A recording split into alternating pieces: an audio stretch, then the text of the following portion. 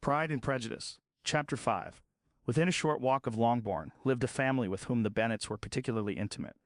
Sir William Lucas had been formerly in trade in Meryton, where he had made a tolerable fortune and risen to the honor of knighthood by an address to the king during his mayoralty.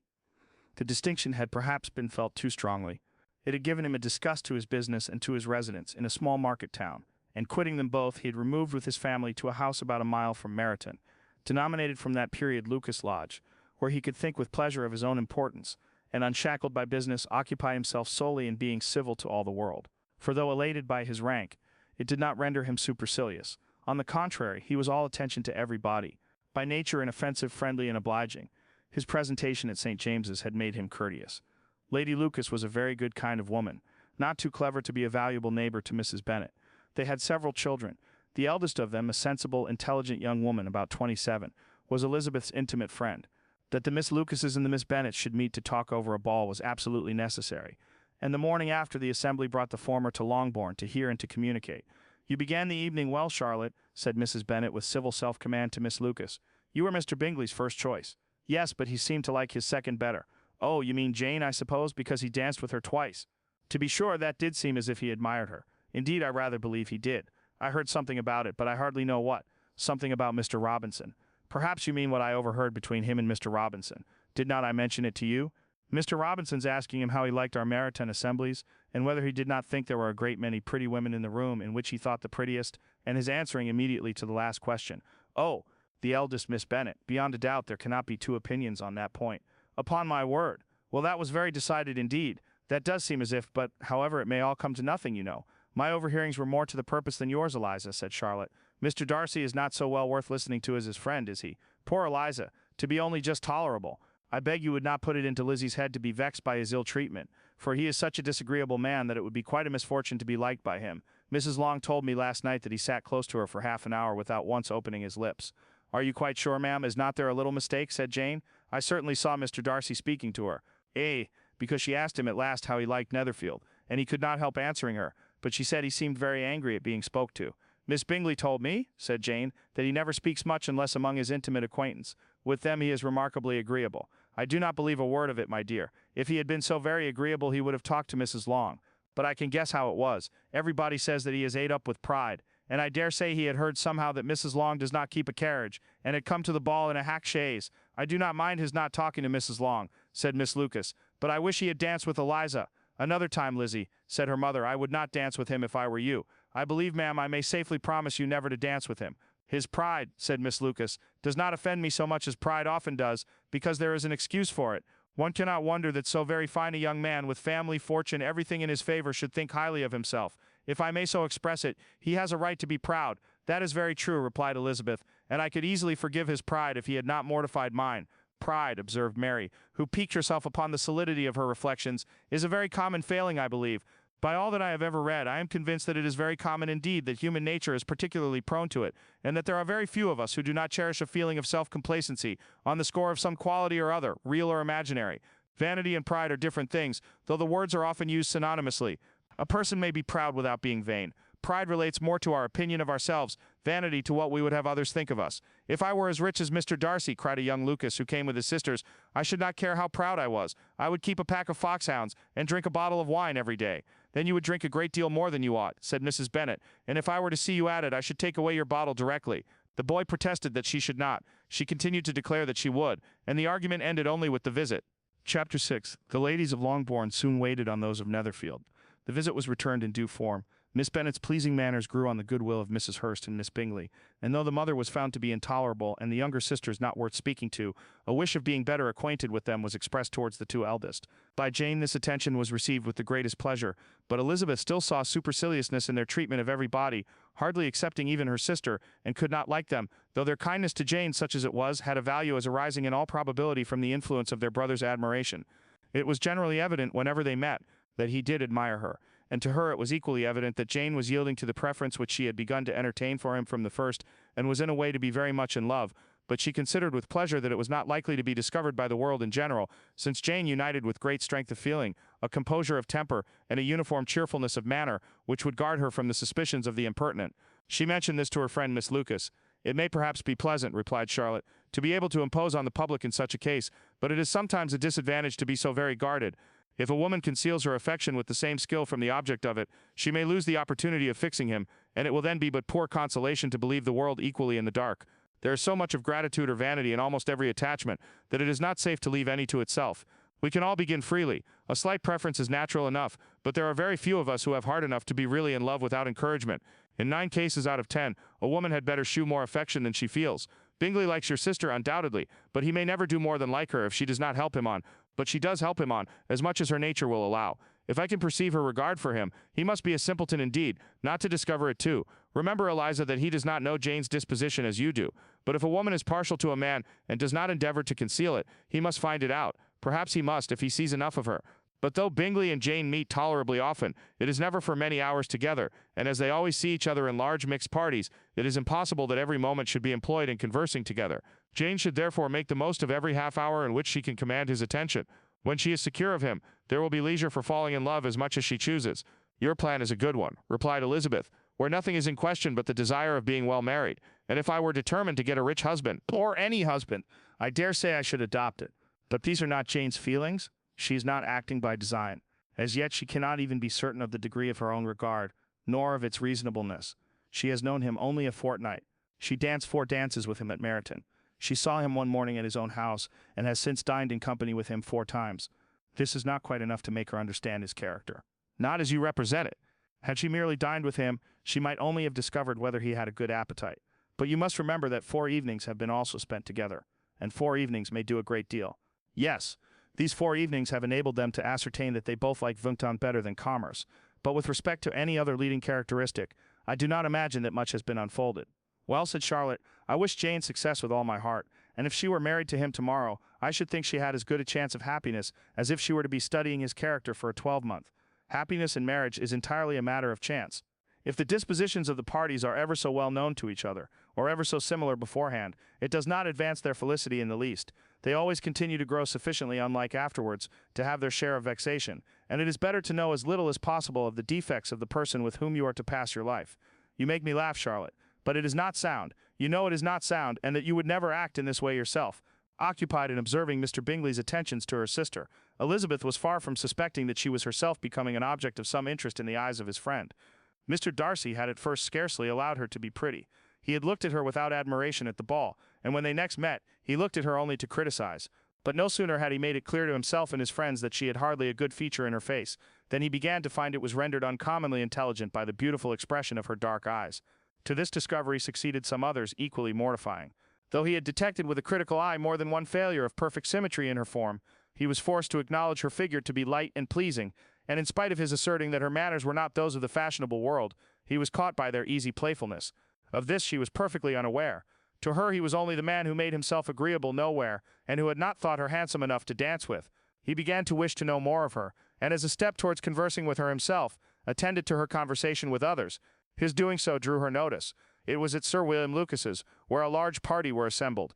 "What does Mr. Darcy mean," said she to Charlotte, "by listening to my conversation with Colonel Forster? That is a question which Mr. Darcy only can answer. But if he does it any more, I shall certainly let him know that I see what he is about.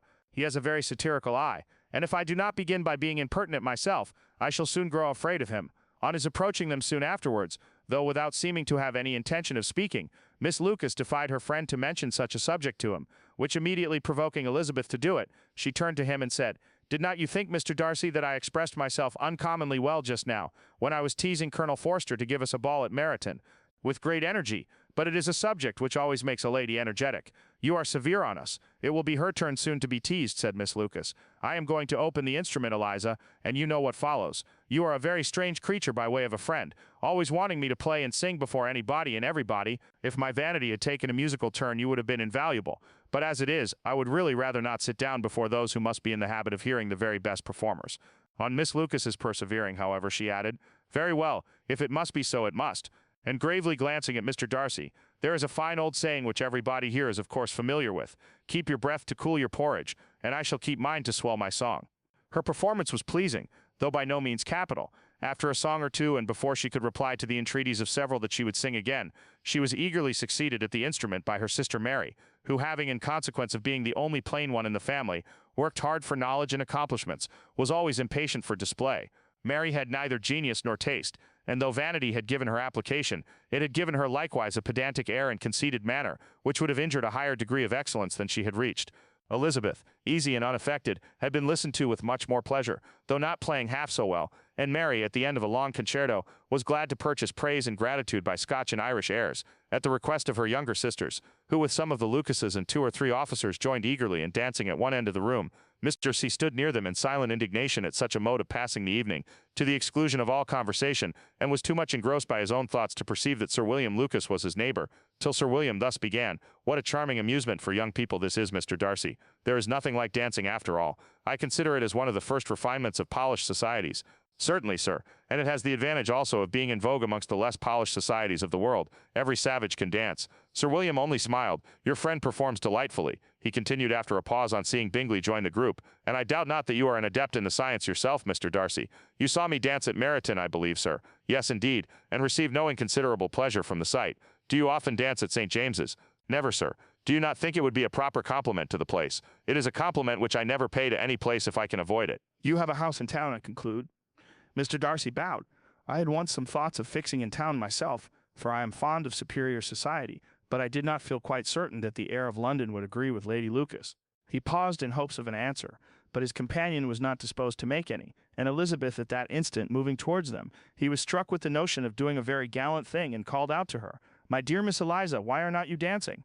Mr. Darcy, you must allow me to present this young lady to you as a very desirable partner. You cannot refuse to dance, I am sure, when so much beauty is before you." And taking her hand, he would have given it to Mr. Darcy, who, though extremely surprised, was not unwilling to receive it, when she instantly drew back and said with some discomposure to Sir William, "Indeed, sir, I have not the least intention of dancing. I entreat you not to suppose that I move this way in order to beg for a partner." Mr. Darcy, with grave propriety, requested to be allowed the honor of her hand, but in vain. Elizabeth was determined, nor did Sir William at all shake her purpose by his attempt at persuasion. "You excel so much in the dance, Miss Eliza, that it is cruel to deny me the happiness of seeing you, and though this gentleman dislikes the amusement in general, he can have no objection, I am sure, to oblige us for 1/2 hour." "Mr. Darcy is all politeness," said Elizabeth, smiling. "He is indeed, but considering the inducement, my dear Miss Eliza, we cannot wonder at his complaisance, for who would object to such a partner?" Elizabeth looked archly and turned away. Her resistance had not injured her with the gentleman, and he was thinking of her with some complacency, when thus accosted by Miss Bingley. "I can guess the subject of your reverie. I should imagine not. You are considering how insupportable it would be to pass many evenings in this manner in such society, and indeed I am quite of your opinion. I was never more annoyed. The insipidity and yet the noise, the nothingness and yet the self-importance of all these people. What would I give to hear your strictures on them? Your conjecture is totally wrong, I assure you. My mind was more agreeably engaged. I have been meditating on the very great pleasure which a pair of fine eyes in the face of a pretty woman can bestow." Miss Bingley immediately fixed her eyes on his face, and desired he would tell her what lady had the credit of inspiring such reflections. Mr. Darcy replied with great intrepidity, "Miss Elizabeth Bennet." "Miss Elizabeth Bennet," repeated Miss Bingley. "I am all astonishment. How long has she been such a favorite? And pray when am I to wish you joy?" "That is exactly the question which I expected you to ask. A lady's imagination is very rapid. It jumps from admiration to love, from love to matrimony in a moment. I knew you would be wishing me joy. Nay, if you are so serious about it, I shall consider the matter as absolutely settled. You will have a charming mother-in-law, indeed, and of course she will be always at Pemberley with you." He listened to her with perfect indifference, while she chose to entertain herself in this manner, and as his composure convinced her that all was safe, her wit flowed long. Chapter 7. Mr. Bennet's property consisted almost entirely in an estate of 2,000 a year, which, unfortunately for his daughters, was entailed in default of heirs, male, on a distant relation, and their mother's fortune, though ample for her situation in life, could but ill supply the deficiency of his. Her father had been an attorney in Meryton, and had left her £4,000. She had a sister married to a Mr. Phillips, who had been a clerk to their father, and succeeded him in the business, and a brother settled in London in a respectable line of trade. The village of Longbourn was only 1 mile from Meryton, a most convenient distance for the young ladies, who were usually tempted thither 3 or 4 times a week, to pay their duty to their aunt, and to a milliner's shop just over the way.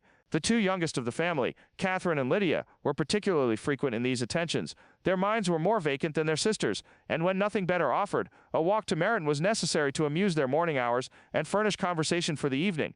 And however bare of news the country in general might be, they always contrived to learn some from their aunt.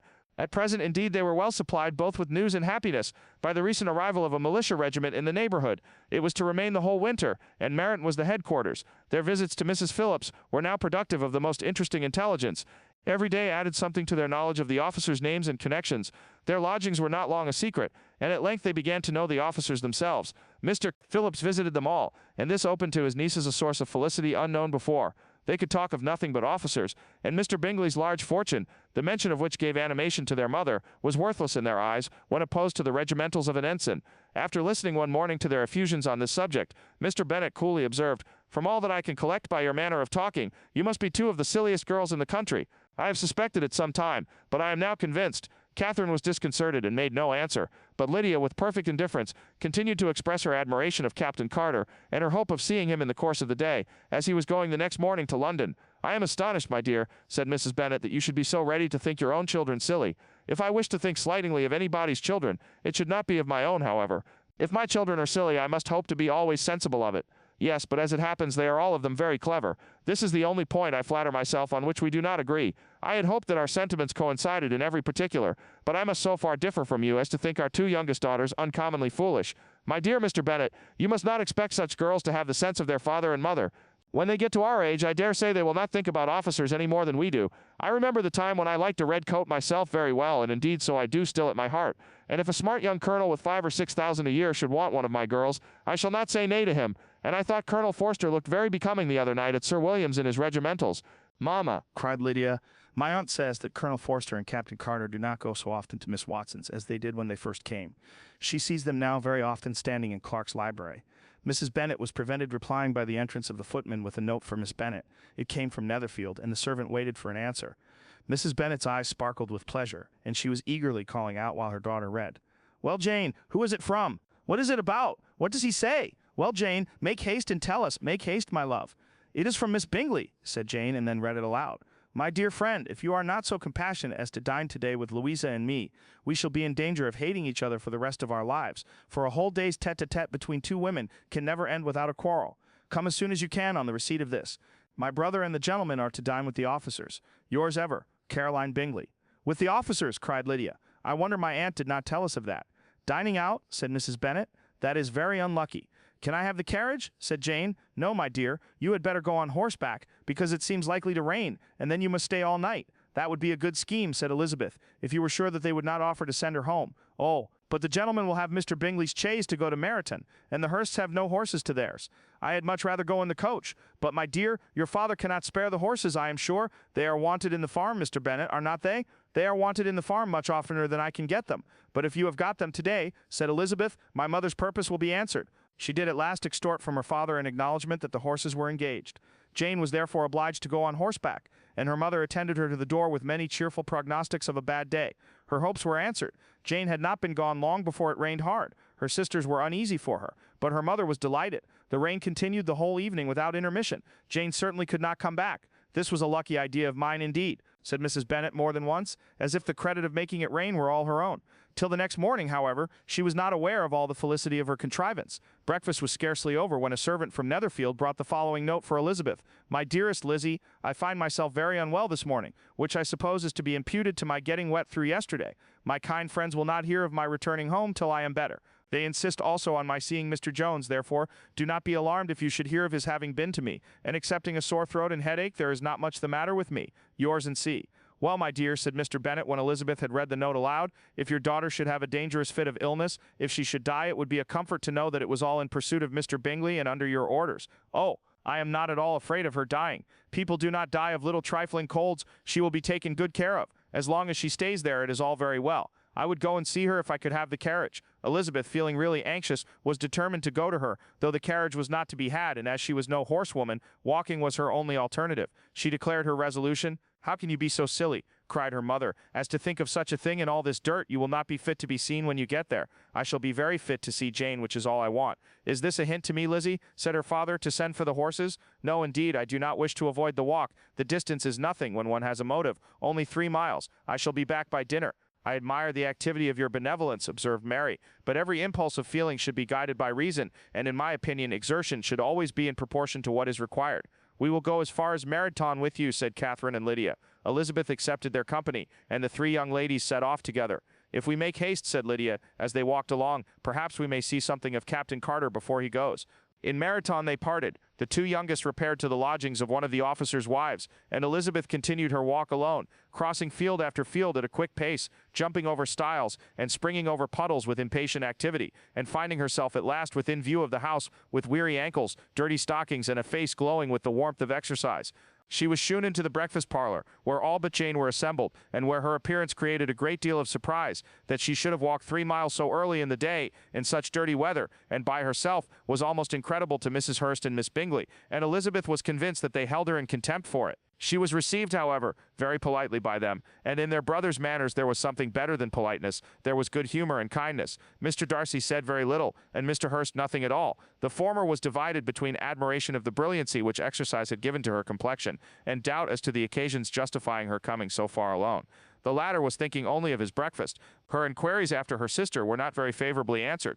Miss Bennet had slept ill, and though up was very feverish and not well enough to leave her room, Elizabeth was glad to be taken to her immediately, and Jane, who had only been withheld by the fear of giving alarm or inconvenience from expressing in her note how much she longed for such a visit, was delighted at her entrance. She was not equal, however, to much conversation, and when Miss Bingley left them together, could attempt little beside expressions of gratitude for the extraordinary kindness she was treated with. Elizabeth silently attended her. When breakfast was over, they were joined by the sisters, and Elizabeth began to like them herself when she saw how much affection and solicitude they shewed for Jane. The apothecary came, and having examined his patient, said, as might be supposed, that she had caught a violent cold, and that they must endeavor to get the better of it, advised her to return to bed, and promised her some draughts.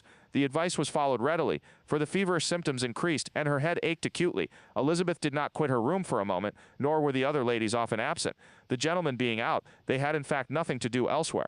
When the clock struck 3, Elizabeth felt that she must go, and very unwillingly said so. Miss Bingley offered her the carriage, and she only wanted a little pressing to accept it, when Jane testified such concern in parting with her that Miss Bingley was obliged to convert the offer of the chaise into an invitation to remain at Netherfield for the present. Elizabeth most thankfully consented, and a servant was dispatched to Longbourn to acquaint the family with her stay and bring back a supply of clothes.